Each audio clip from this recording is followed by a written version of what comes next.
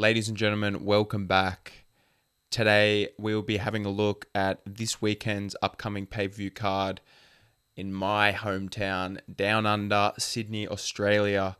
Now, I would have loved to have gone to this event as a fan, obviously, but ticket prices, as you know, are ridiculous. With all of that being put aside, I'm seeing some crazy hate online for this card.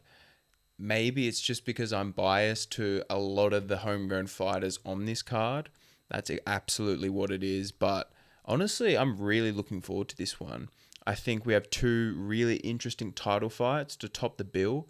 And like I said, some really, really interesting homegrown Australian talent. Australia has had, over the last 10 years, bar Robert Whittaker, not much success at the highest levels of MMA.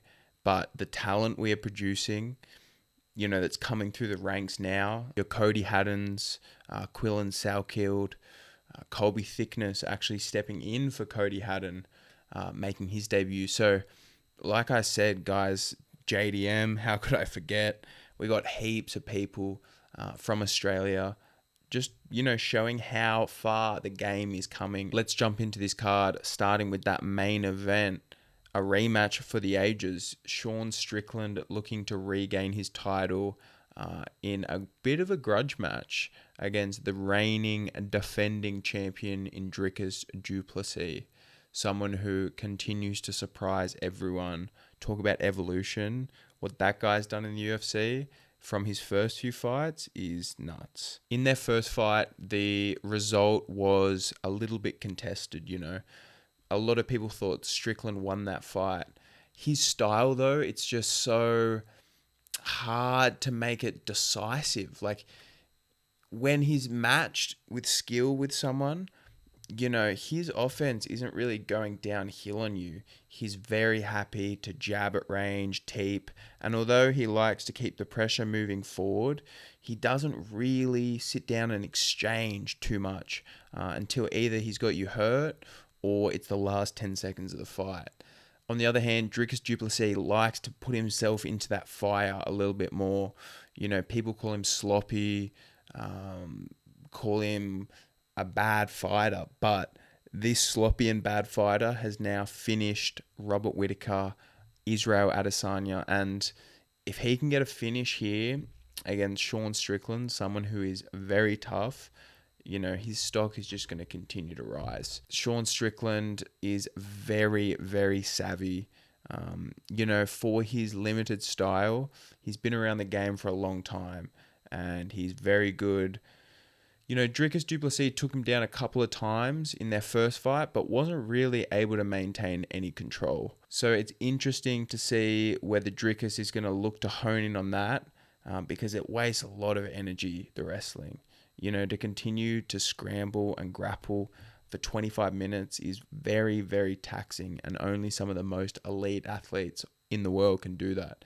But Dricus has surprised everyone. Like, that cardio base he has, his will, like, that's what makes him so good. Yes, he has good skills, power, athleticism. He has everything you need to be a champion, but it's that mindset. Like, when the going gets tough, he never gives up on himself. His will, the objective in his mind of winning the fight is never lost.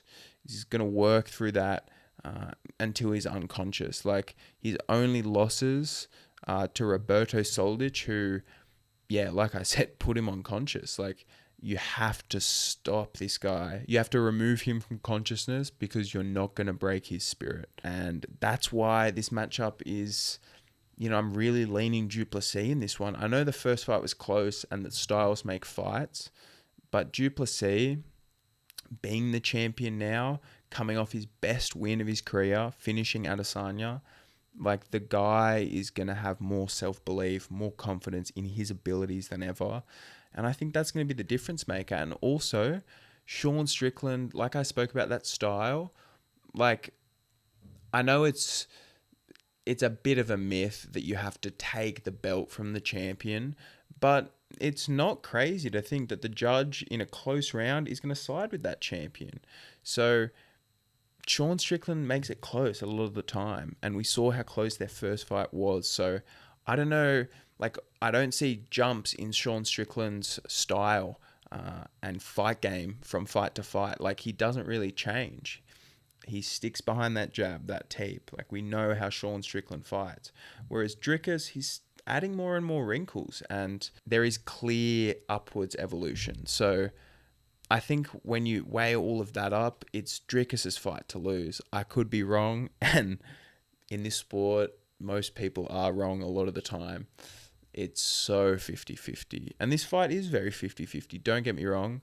But I just think that Dricus Du Plessis has all the tools he needs to win this fight. In the co-main event, Zhang Weili looking to retain her title at strawweight against a surging prospect, Tatiana Suarez. She's been plagued with injury. Honestly, she should have been in a title fight 2 or 3 years ago, but like I said, just plagued with injury. She's had such a stop-start UFC career, and it's such a shame because she is so skilled. Like, she has such a good part A to her game. The wrestling and grappling is sensational, and not many people can even get her to fight in her plan B in the striking. So yeah, like I said, that plan A, that wrestling and that grappling is so dominant that no one up until now has been able to compete there. I wonder if Zhang Weili will. I think this is her first fight where someone is going to be physically stronger than her. Yes, she is much more well-rounded as an MMA fighter. The feet especially. Like, Zhang Weili's kickboxing is scary.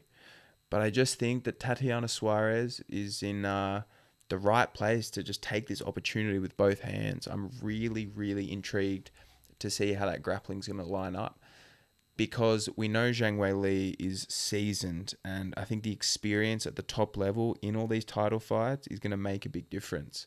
But it's whether Tatiana Suarez can implement her game, because if she starts to get stuffed with the takedowns, starts to get tired, and then it becomes a striking fight, Zhang Weili is going to smoke her and could even finish her.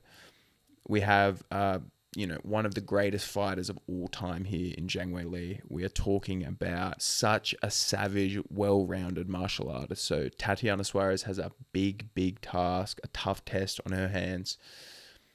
I don't know, though. There's something in the air on this one for me. It's just the huge question of that grappling. It's like, and that's going to get answered very quickly. We're going to know who's going to win this fight, I think, very quickly. And I don't think it's going to be too competitive, I think whoever wins is going to be able to implement their game pretty dominantly. And yeah, looking over the rest of the card, we have, for I'm sure most of my viewers, most of the worldwide fans, a pretty lukewarm average fight card, like I spoke about in the beginning. But keep your eye out for these fighters. I know we have Ilia Topuria's brother, Alexandra Topuria, debuting, and there's a big story here because Volkanovski's main training partner will be on the other side of the cage, and that means Ilia, Volks in the corners. That's going to create some massive hype before their rumored title fight in April, So there's a big storyline there, and I think it could be the first fight of the night. So I think that's going to provide a bit of electricity. The Aussie fans are a great crowd. The place is going to be electric, and that always adds to how the fighters perform. So I know it looks bad on paper, but stick with it and keep an open mind going in, because you're going to see a lot of upcoming Australian prospects who are looking to make a name for themselves and make some cash. They all want that 50K. Thank you guys so much for joining me. If you could like, comment, and subscribe, it helps me out greatly, and I really appreciate it. We'll chat soon.